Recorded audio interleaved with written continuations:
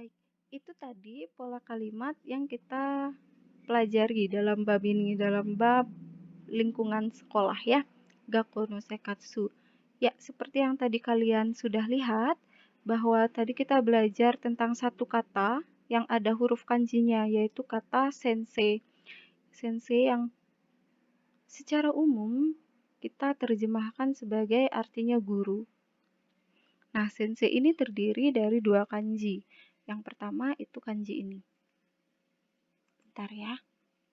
Cutomate. Yang pertama ada kanji ini. Kita bacanya kanji seng. Seng.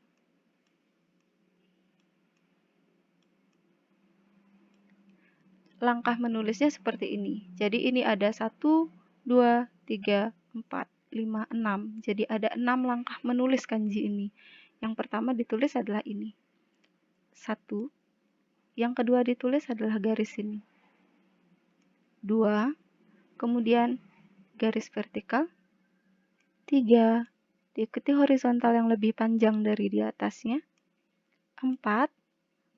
Ada diikuti garis ke bawah. 5. Yang keenam adalah garis yang seperti huruf L ini. Seng. 1, 2, 3, 4, 5, 6. Jadi seng. Ini kanji pertama, kanji kedua ada kanji se. Kanji se ini ada 5 langkah, yaitu yang pertama, yang kedua, yang ketiga, keempat, kelima. Jadi 5 langkah tersebut adalah ini yang pertama, 1, kemudian ini, horizontal, 2, vertikal panjang dari atas sampai bawah, 3, garis tengah, 4, kemudian yang terakhir dasarnya, 5. Perhatikan untuk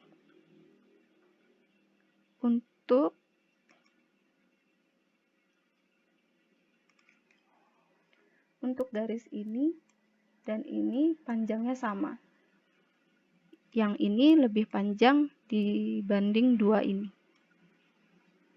Bisa dipahami ya. Kita sudah belajar kanji seng dan kanji se pada kesempatan kali ini.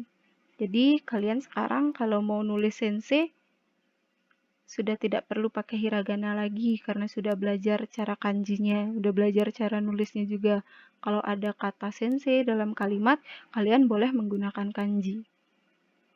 Tapi kalau masih mau menggunakan hiragana juga tidak apa-apa. Ini saya contohin cara nulis sensei-nya. Tadi kan satu-satu kanji, sekarang 2 sekaligus. Sensei. Sen.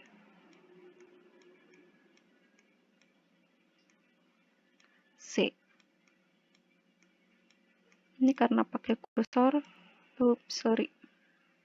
Ini karena pakai kursor, jadi nggak bisa nulis bagus.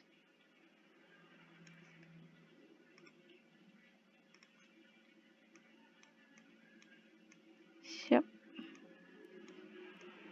Sensei. Ya. Kita tinggalkan kanjinya, sekarang kita masuk ke kesimpulan. Jadi apa saja yang sudah kita pelajari pada bab ini, bab lingkungan sekolah? Itu yang pertama adalah pola kalimat koko, soko, asoko atau kata tunjuk ditambah partikel wa. Kemudian ditambah kata benda berupa tempat, diakhiri dengan des. Jadi, untuk yang pertama ini merupakan pola kalimat untuk menunjukkan ruang. Contohnya adalah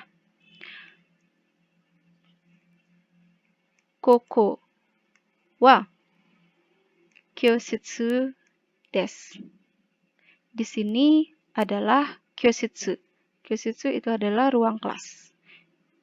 Jadi koko wa kyoshitsu desu. Artinya di sini adalah ruang kelas. Kemudian yang kedua, kita belajar pola kalimat kata benda berupa tempat, partikel wa, kata tunjuk kuku, suku, asuku, tambah des.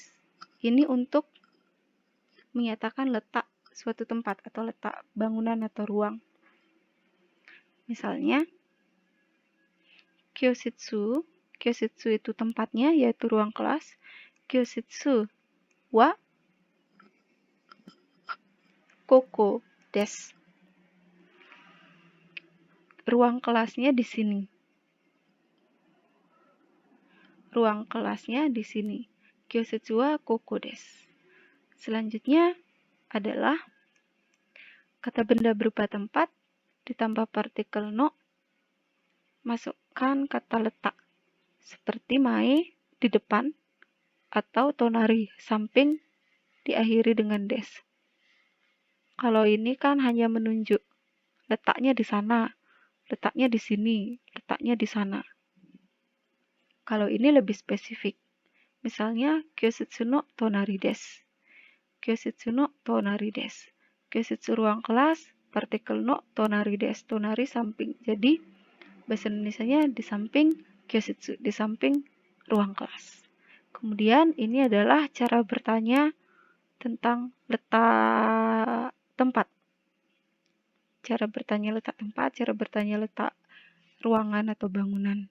Caranya adalah masukkan nama tempatnya, tambah partikel wa, lalu masukkan kata tanya di mana dalam bahasa Jepang, yaitu doko, diakhiri dengan deska.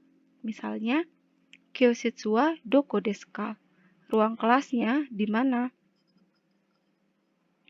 Selanjutnya adalah kata benda berupa letak ditambah partikel ni, kemudian kata benda berupa orang ditambah partikel ga diakhiri dengan imas.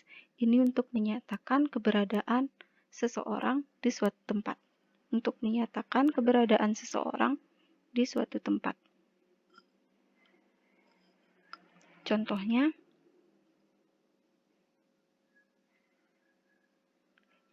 ade sang no mae ni ari sangga imas. Mae ni ari sangga imas. Di depan ada ari.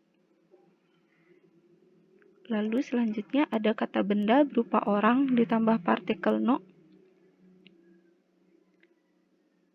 ditambah kata benda berupa letak, ditambah partikel ni, ditambah kata tanya dari ga imaska. Ini untuk menanyakan keberadaan orang. Contohnya, ari sang no mae ni dare ga imaska.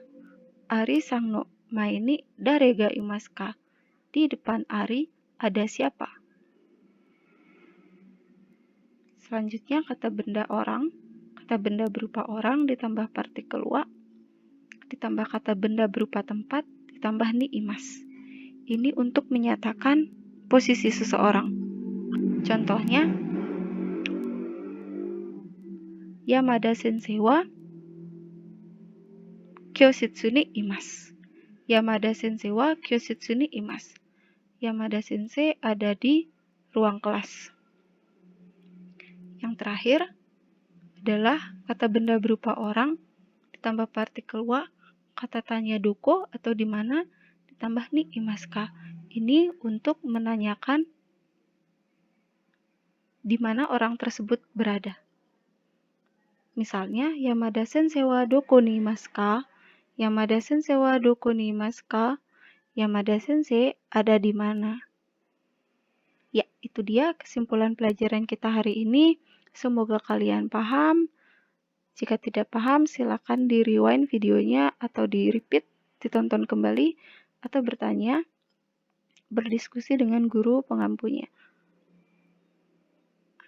Hai, owarimashita. Arigatou gozaimashita.